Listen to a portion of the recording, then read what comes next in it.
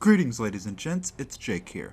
Now by this point, I'm sure you're all aware that the Arkham series is filled to the brim with many hidden details.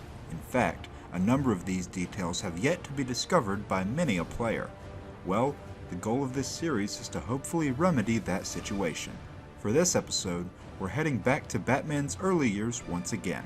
The support that you've all given this series is immensely appreciated, and this would not be possible without all of you. With that being said, let's dive in to 5 Secrets of Arkham in Batman: Arkham Origins. Part 2!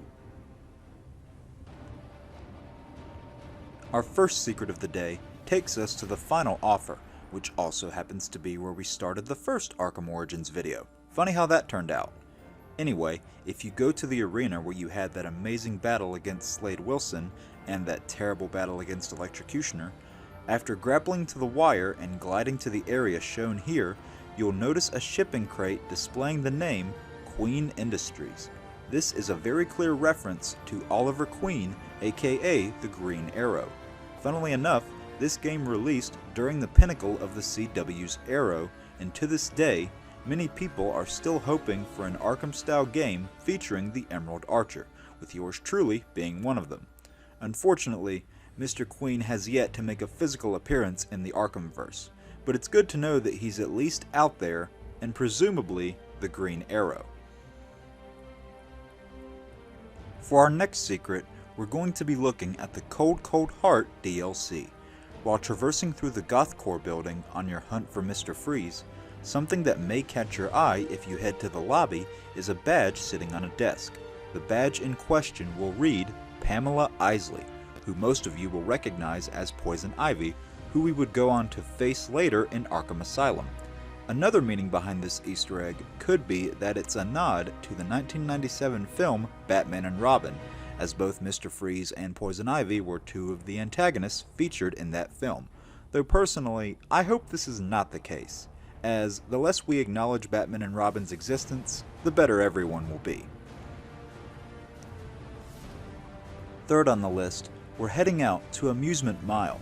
If you head to the area of the district near the final offer, you'll notice a sign that reads Dixon Docks. This is in fact a reference to Chuck Dixon, a well-established comic writer who has written and co-written various stories for DC Comics over the years, including Nightfall, Batgirl Year One, and one of my all-time favorites, Prodigal.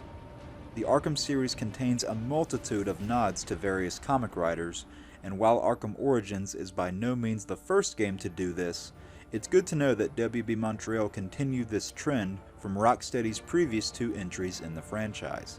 I mean, it's not like they didn't copy almost everything else from the first 2 games, am I right? Anyway, moving on. Nearing the end at number 4, the massive threat that Batman faces in this game comes in the form of 8 assassins, who are all intent on destroying the Dark Knight for their own reasons. However, despite these 8 assassins being the ones who received the bounty placed on Batman's head, there are a number of other assassins who were rejected by the Joker. While searching through the Joker's office in the steel mill, Batman can come across multiple dossiers on these rejected assassins. These assassins include Cheshire, a longtime enemy of the Teen Titans, as well as a love interest to Roy Harper, aka Arsenal, David Kane, who, along with Lady Shiva, is the parent of the second Batgirl, Cassandra Cain, as well as Black Spider, a ruthless murderer who targets the drug trade. This character somewhat resembles Adrian Chase, aka Vigilante, who is also from DC Comics, and was even shown on the CW's Arrow, although given a different secret identity. This is one of my personal favorite hidden secrets in this game, as it expands this universe in such a creative way and teases some fan-favorite characters in DC Comics. Finally, for our last secret of the day, while exploring the GCPD, you'll find nods to various characters who were prominent in Batman's early years. One of the doors you may come across will read C. Allen. This is very likely a nod towards Crispus Allen, who was not only a GCPD detective, but is also one of the people who has taken on the mantle of the Spectre. In case none of you know who this character is, he basically has the abilities of God. He can manipulate reality, he's invulnerable, and absurdly strong. Side fact, the individual that Crispus carried on the mantle from was none other than Hal Jordan, one of the many Green Lanterns. Alan is also the most recent host of the Spectre after meeting his demise at the hands of a crooked cop in Gotham Central number 38, which released in 2006. It doesn't look as though Mr. Allen has been given that same privilege in the Arkhamverse, however. And when you really think about it, maybe that's for the best. And that will bring the episode to an end.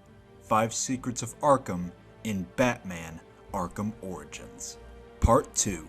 I am very excited to return to this series as it is a ton of fun for me to make. If you enjoyed this episode, please leave a like, drop your thoughts in the comments, check out my other episodes in the playlist below, share this video to your friends, and subscribe if you want to see more. Peace out, Gothamites.